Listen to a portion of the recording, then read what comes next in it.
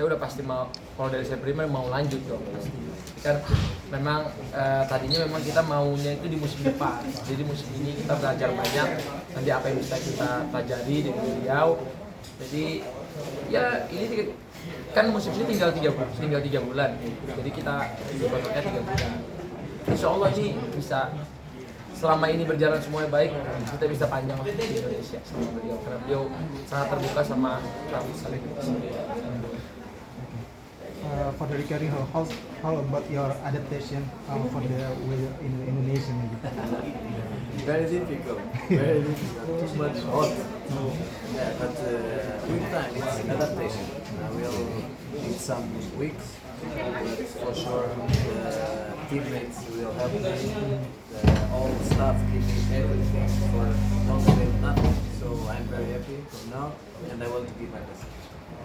Mas Ota, mas, kan dengan nilai kontrak yang tinggi pasti ada aspek-aspek komersial dari pendekar yang sudah disiapkan gitu agar bisa jadi pendapatan tim. Bisa nggak apa aja? Mungkin untuk di musim ini nggak terlalu ya, karena memang di musim ini kan kita masih ngelanjutin dari awal musim, tapi memang kita work for it lah. Kita memang dari awal musim kita udah mau cari brand deals dan lain-lain. Alhamdulillah, thank you for all the sponsor yang support pendekar.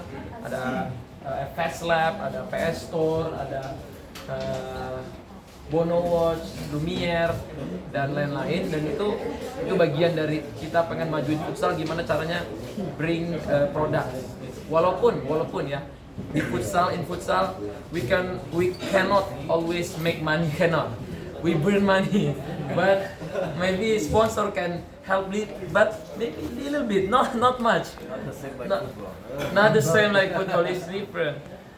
Tapi memang itu yang karena kita because we love it, we like it, and kita suka olahraga ini, we do it.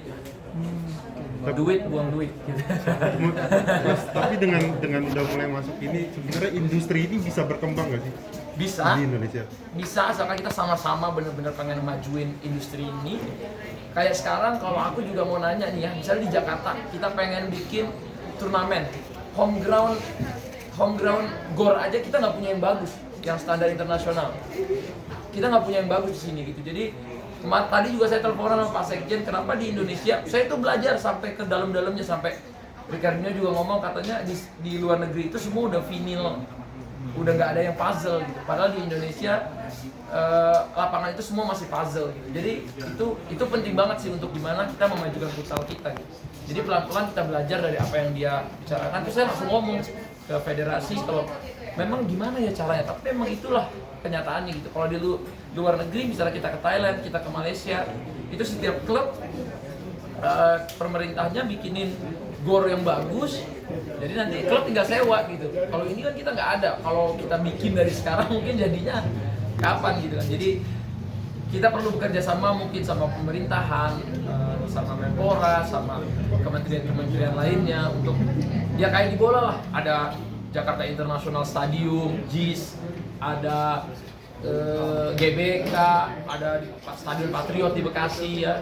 Kayak kita di FC Bekasi ternyata di kota-kotanya tuh dibikinin itu semua negara. Kalau futsal ini masih istilahnya ini masih olahraga anak tiri lah. Waktu saya masuk ke sini ini olahraga anak tiri banget. Karena banyak banget yang saya lihat kok ini nggak kayak olahraga yang lain. Tapi inilah yang pengen saya ada di sini, pengen majuin ini industrinya, pengen dilihat, pengen dapat exposure yang bagus, plus datang bintang yang mempunyai engagement di seluruh dunia dan punya ilmu yang banyak lah. Aku akan banyak diskusi juga sama beliau. Bang, ngomong soal sepak bola sedikit bang. Tadi bang sempat nyinggung sepak bola, bang juga punya klub Liga 2 Bekasi FC, ya. Dan ada kabar bang katanya mau gabung Madura United, tinggal menunggu pengumuman doang. Seperti apa bang? Ceritanya bang, benar kan? Ya sebelum saya ada umumin apa-apa sebenarnya semua masih berjalan karena kan Liga 2 nih kita masih berjalan sampai Desember.